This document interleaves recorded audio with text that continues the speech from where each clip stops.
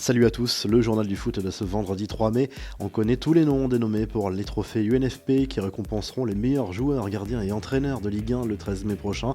Pour le trophée de meilleur joueur, Kylian Mbappé, meilleur buteur du championnat cette saison, sera en concurrence avec ses coéquipiers Neymar et Angel Di Maria. Hatem Ben Arfa et Nicolas Pepe sont également nommés. Mbappé sera aussi en lice pour le trophée de meilleur espoir qu'il a déjà remporté 2 fois. Voici les 5 joueurs retenus dans cette catégorie.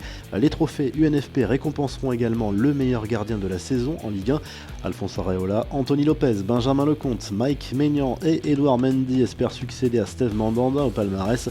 Au rayon des entraîneurs, Thomas Tuchel sera en compétition avec Christophe Galtier, Bruno Genesio, Thierry Lauré et David Guillon.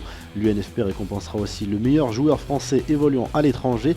Hugo Lloris, Antoine Griezmann, Paul Pogba, N'Golo Kanté et Karim Benzema sont en concurrence. N'hésitez pas à nous donner votre sélection en commentaire. Retraite confirmée pour une légende du FC Barcelone. Xavi a annoncé jeudi soir qu'il mettrait un terme à sa carrière de joueur à l'issue de la saison actuelle. L'homme aux 25 trophées avec le Barça évolue depuis 2015 au Qatar dans le club d'Al Saad. À 39 ans, il a décidé d'ouvrir un nouveau chapitre dans sa vie et se dirige vers une carrière d'entraîneur. Selon le quotidien catalan Sport, il pourrait débuter sa carrière au Qatar avant de revenir en Europe.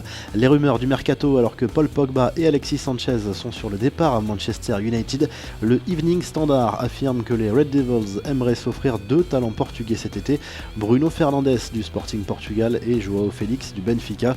Le club mancunien serait prêt à débourser 175 millions d'euros pour les 2 joueurs. James Rodriguez, lui, ne sera pas conservé par le Bayern Munich à l'issue de la saison. Le club allemand a décidé de ne pas lever l'option d'achat de 42 millions d'euros selon la presse madrilène. Le Colombien va donc retourner au Real Madrid cet été. La Juve est intéressée pour le récupérer.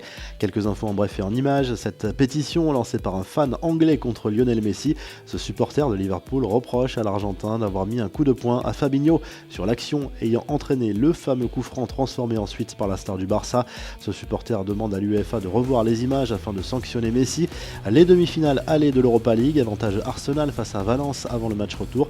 Victoire 3-1 des Gunners grâce notamment au doublé de Lacazette. Dans l'autre match de la soirée, un partout entre Francfort et Chelsea. Au coup d'envoi, on a vu un magnifique tifo réalisé par les supporters du club allemand. Corinne Diacre a annoncé sa liste des 23 joueuses qui porteront le maillot bleu à la Coupe du Monde en France en juin et juillet prochain. Une liste qui comporte une grosse surprise, la parisienne Marie-Antoinette Katoto, meilleure buteuse de D1 féminine. Elle n'a pas été appelée. La dernière folie de Cristiano Ronaldo, le joueur de la Juve, est selon plusieurs médias le client mystère qui s'est offert cette Bugatti unique au monde et présentée lors du dernier salon de Genève, un bolide estimé à 11 millions d'euros.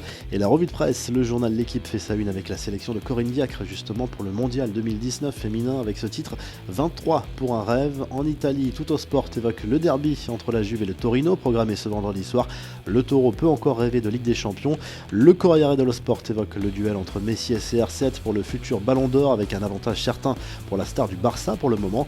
En Espagne, le journal AS fait rêver les fans du Real Madrid avec ce supposé plan merengue pour le mercato, un plan à 540 millions d'euros pour recruter Pogba, Hazard, Jovic, Eriksen et Ndombele en plus de Militao qui a déjà signé. Vous retrouvez toute l'actu foot sur topmercato.com et à très vite pour un nouveau journal du foot.